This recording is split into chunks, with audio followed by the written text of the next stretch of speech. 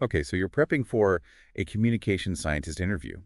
Want to really nail it right. We've got all your RoleCatcher files right here, from their career guides to their AI tools. Let's dive into how to use all this to stand out. Yeah, it's more than just being a good talker. Communication scientists are researchers, analysts, strategists even, diving deep into how we exchange information.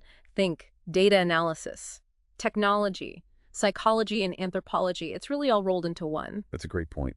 So let's jump into some of these energy questions. RoleCatcher has flagged these as common ones. First up, explain your experience in conducting research related to communication. Feels like a classic for a reason. It is a classic. It's your chance to showcase that research experience. More than just listing projects, really dig into specifics. What were your research questions, methodologies, analysis techniques, and really importantly, what was the impact? Did your research change anything? Lead to new insights? It's about showing them you don't just do the work, but you understand the significance of it. Now, they might follow up with something like, what were some of the biggest challenges you faced in your research and how did you overcome them? Exactly. They want to see your problem-solving skills. So be ready with an example where you faced an obstacle. Maybe it was unexpected data, limited resources, tight deadline. And explain how you navigated that. Show them your resilience, your ability to think on your feet. So it's about highlighting your adaptability and your resourcefulness. Okay, next question. How do you keep up to date with the latest trends and developments in communication research? This one is all about showing your passion and commitment. Talk about how you stay informed. Mention specific journals, conferences, or industry thought leaders that you follow. Maybe you're part of online communities. Or you have a system for curating relevant research. Show them you're actively engaged. And you're hungry to learn. Right, because the field is constantly evolving. They might even ask, what emerging trends in communication research are you most excited about and why? That's your chance to connect your interests to the bigger picture. Absolutely. So do a little research beforehand. Identify a trend that genuinely excites you. Maybe the ethical implications of AI in communication, or the rise of virtual reality, or the impact of social media algorithms. Then be ready to articulate why it matters and how it might shape the future of the field. Okay, here's one that's a bit more strategic. How do you approach developing effective communication strategies for complex issues or topics? This is about showing them your process. Break it down for them. How do you define the problem? Identify stakeholders. Tailor your messaging to different audiences.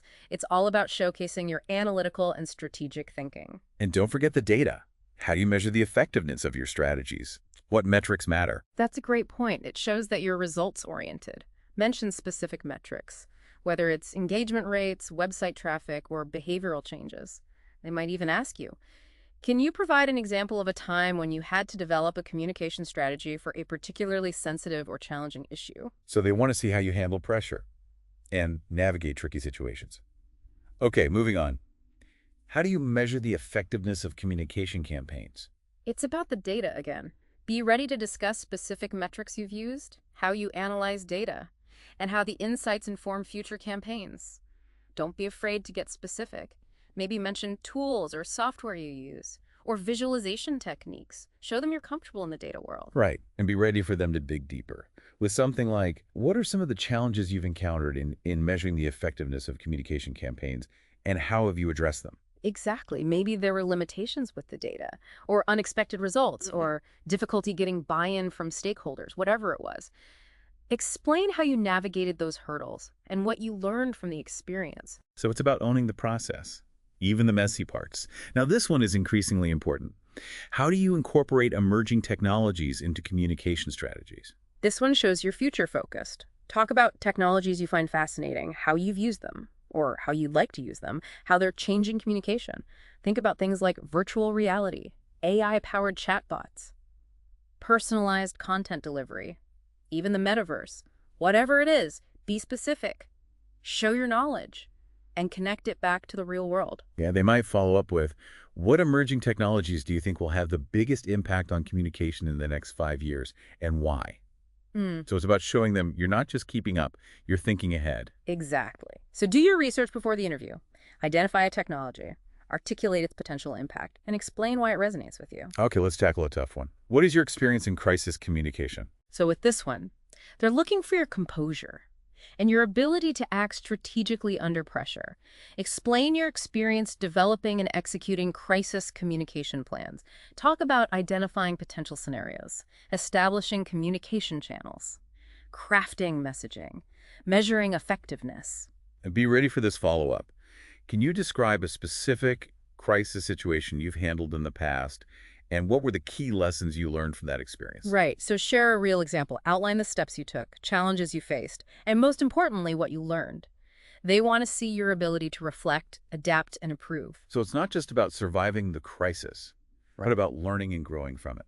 Okay, last question for this round. How do you incorporate data and analytics into communication strategies? This is where you showcase your data-driven approach.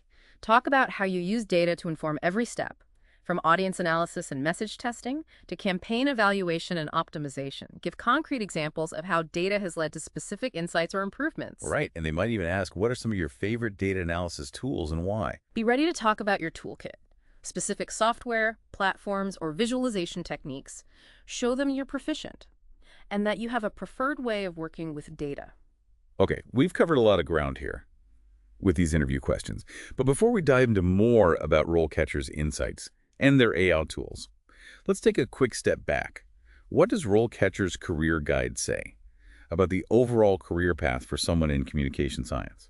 Great question. They break it down into a pretty standard progression. You start with entry-level roles, where you're getting your feet wet, gathering data, Yeah. learning the ropes. Then you move into junior positions. You start taking on more responsibility, running your own research projects, presenting your findings. So it's like building those core research muscles. Exactly. And from there, you can progress into senior roles, managing bigger projects, mentoring others, really establishing yourself as an expert. And finally, you have principal level positions where you're setting the research agenda, securing funding, essentially leading the charge. So it's a path that allows for specialization and leadership growth.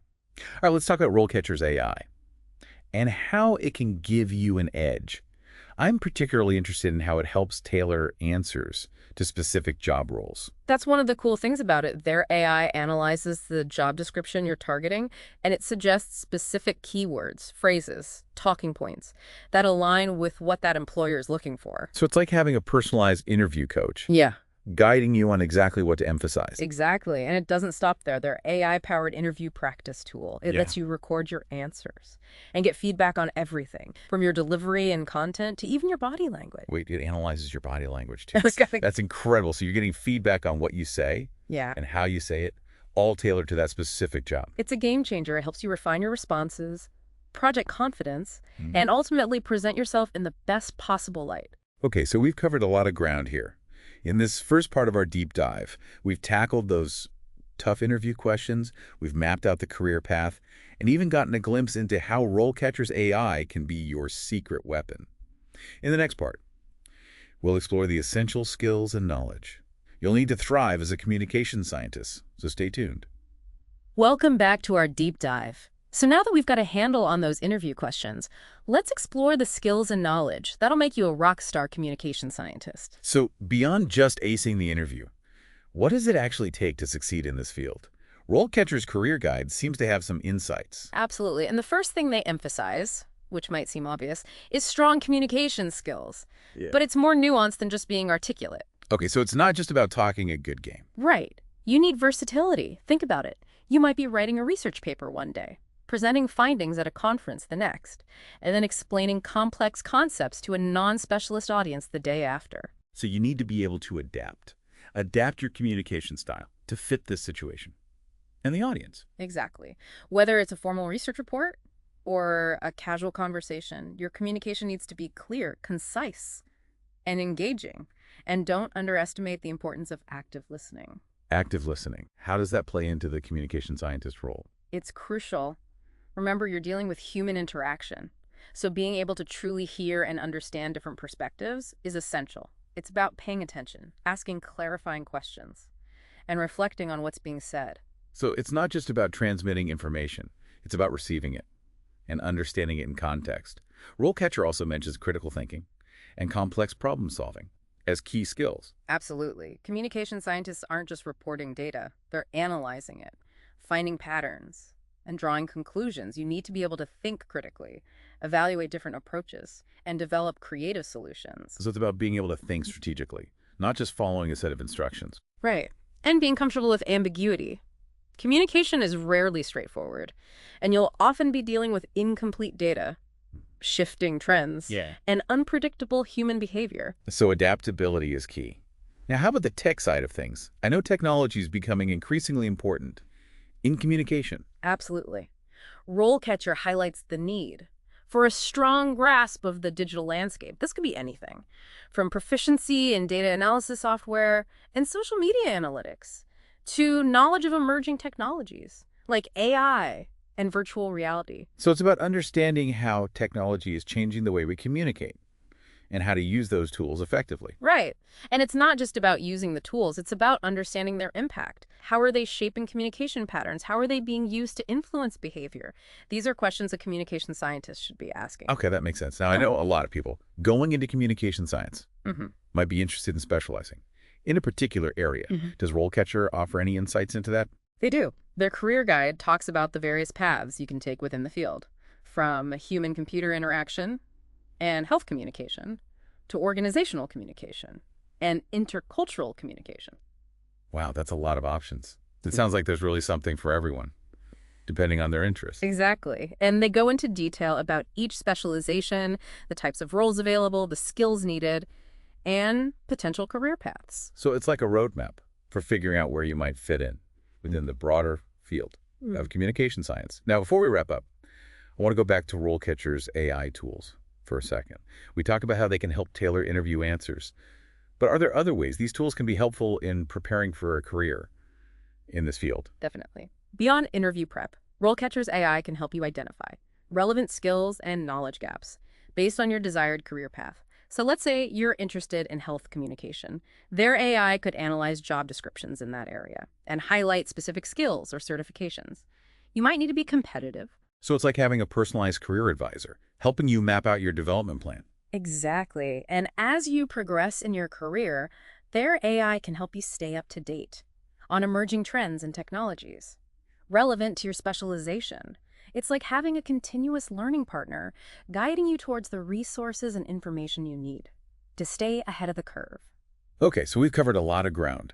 In this second part of our deep dive, we've explored those core skills and knowledge areas. We've touched upon the exciting world of specializations within communication science, and we've even gotten a glimpse into how RoleCatcher's AI can be a valuable tool throughout your career journey. In the next part, we'll shift our focus to the practical aspects of landing that dream job in communication science. All right, so we've talked about the interview, the skills, even how AI can help along the way. But let's get practical here. How do you actually launch a career in communication science? What are those practical steps? Well, first things first, experience is really key. Even while you're studying or early in your career, it's crucial to get real-world experience. That makes sense. Yeah. But how do you even get experience when everyone wants you to already have it? It's that classic catch-22. Yeah, RoleCatcher addresses this in their career guide. They recommend seeking out internships, even if they're unpaid, or research assistant positions. It's a chance to work with pros, learn the ropes, contribute to real projects. So it's about getting your foot in the door, even if it's not the perfect role right away. Exactly. And don't underestimate volunteering. Find organizations that need help with their communication research or data analysis. It's a great way to build your resume, explore different areas, and network with people in the field. Networking, that's another big one, right? But it can feel so daunting, especially when you're starting out. It really doesn't have to be. Start with your immediate network. Professors, classmates, alumni from your program. Go to conferences, industry events, join professional organizations. RoleCatcher mentions the International Communication Association and the National Communication Association as good starting points. So it's about building those relationships, not just collecting business cards. And LinkedIn is a must these days, right? Absolutely. It's a great platform for connecting with people, showcasing your work, and staying up to date. Be active, engage in conversations, share your insights. Okay, so you've got some experience. You're building your network. Now it's time to apply. How do you make your application stand out in that sea of resumes? One strategy is to create a portfolio. It's a way to show your work in a tangible way. Research projects, publications, presentations, even videos explaining your research. So it's like a visual representation of your skills and experience. Yeah. Way more engaging than a resume. Exactly. And make sure to tailor it For each job you apply for, highlight the relevant stuff. I also heard that having a personal website or a blog can help. It can. It's a platform to share your thoughts on communication science, establish yourself as a thought leader, and practice writing. So it's about demonstrating your passion and your unique perspective. Right. And employers can see you're engaged and invested. Okay, we've covered so much in this deep dive, from prepping for the interview, to building your skills, to crafting an amazing application. We explored those key steps to launch your career in communication science. Any final words of wisdom for our listeners as they embark on this journey? Communication is at the heart of it all. Human connection. As a communication scientist, you can explore the power of that, its impact on us, and how we can use it to create a better world. Embrace the challenge, never stop learning, and let your passion guide you. Well said. And remember, RoleCatcher is a fantastic resource throughout this journey, so use those resources. Connect with people. Never be afraid to ask questions. Good luck out there. And thanks for joining us on this deep dive estate.